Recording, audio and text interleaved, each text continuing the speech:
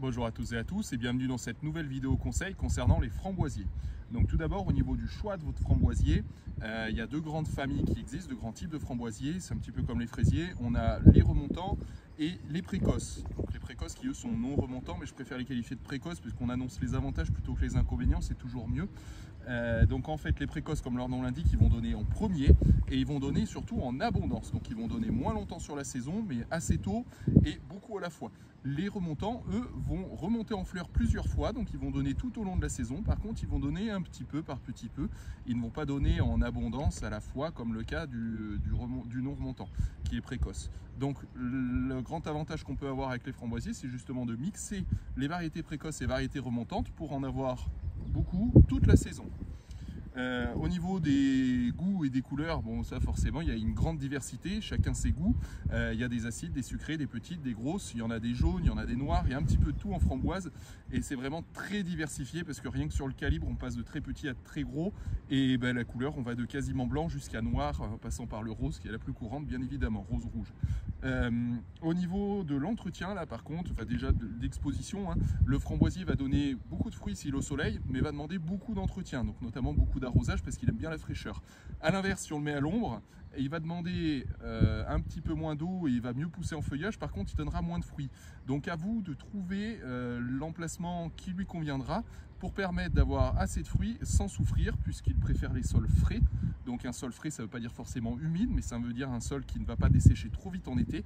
Donc si vous n'avez pas de sol frais, mettez-le mi-ombre, toujours en gardant bien cette balance. Plus une plante fruitière va être à l'ombre, plus elle sera belle sans entretien mais moins elle donnera de fruits. À l'inverse, plus elle sera au soleil, plus elle aura une capacité à donner des fruits à condition d'avoir les ressources nécessaires, notamment en eau. Voilà. Ensuite, au niveau de l'entretien, il y a des petites particularités, notamment au niveau de la taille, puisque le framboisier va donner 2 fois sur la même tige sur 2 années. Donc concrètement, une tige va partir du sol, elle va se développer à la hauteur, selon la variété, aux alentours d'1 mètre jusqu'à 1,50 m. Et ensuite, cette tige-là va donner un bouquet de fleurs sur l'extrémité uniquement, la première année. Donc une fois que cette tige a fleuri sur l'extrémité, on recoupe simplement la tête. Tout simplement, c'est même plus esthétique, vous n'êtes pas obligé de le faire, mais la tête sèche, donc autant la recouper. Et ensuite, elle va redémarrer sur le côté l'année suivante. Une fois qu'elle a redémarré sur le côté, là, on l'élimine totalement à la base, puisque c'est une tige qui ne donnera plus rien. Voilà, c'est le cas ici.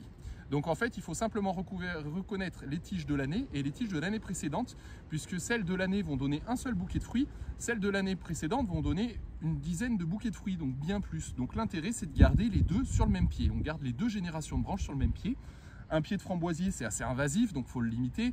Il peut sans problème entretenir 10-12 branches, donc on va se contenter d'une dizaine de branches, ça suffit, parce qu'après sinon ça va prendre plusieurs mètres carrés avec un seul pied, donc il ne faut pas se laisser envahir. Donc on va garder en fait 5-6 branches parmi les plus belles de l'année précédente, chaque année, et ensuite on élimine tout le reste, et on laissera pousser 5-6 nouvelles branches qui elles vont arriver du sol, et vont se développer très rapidement.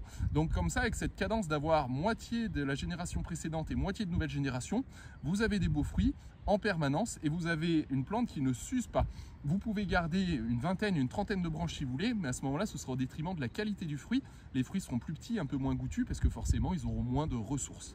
Voilà, j'ai fait le tour sur les principales exigences et surtout sur la petite particularité de la taille, c'est surtout ça qui importe.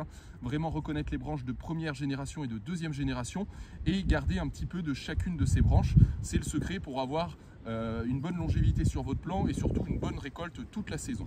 Vous pouvez ajouter un paillage aussi pour tricher, c'est le cas ici. Quand les framboisiers sont en plein soleil sur un sol qui n'est pas particulièrement frais, le fait de mettre un paillage, ça va maintenir la fraîcheur au sol et limiter les arrosages. Parce que si vous le mettez en plein soleil sans aucune protection, votre framboisier va demander énormément d'eau pour pouvoir donner. C'est une plante qui va être assez gourmande en eau.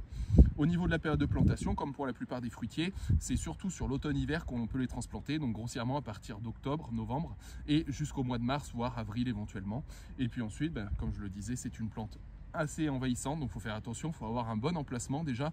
On ne met pas au milieu du jardin, on le met plutôt dans un coin parce qu'il va tendance à repartir du pied et forcément au fur et à mesure ça va se développer et ça peut devenir totalement envahissant, donc on ne le met pas à côté d'autres plantes qu'il pourrait envahir parce que le framboisier a très peu de limites. C'est pour ça qu'il y a un intérêt de le tailler en permanence, donc faites bien cette différence entre branche de l'année et branche de 2 ans et c'est le secret pour avoir une belle récolte. Merci à vous, n'hésitez pas à mettre un pouce sous la vidéo si vous avez aimé, proposez aussi dans les commentaires toutes vos questions et vos sujets pour les prochaines vidéos et j'y répondrai avec plaisir. À bientôt.